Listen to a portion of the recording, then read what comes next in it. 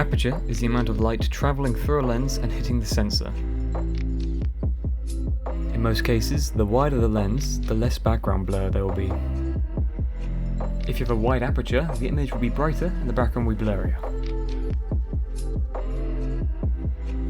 Most fast aperture lenses are quite expensive, and usually they're quite a lot heavier.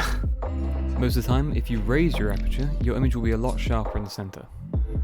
Here's two images, one at 1.7 and one at 5.6. As you can see, there's a lot less detail on the background of the f1.7. Thank you all for watching, I really do appreciate it. Like and subscribe if you want to see more, and see you next time.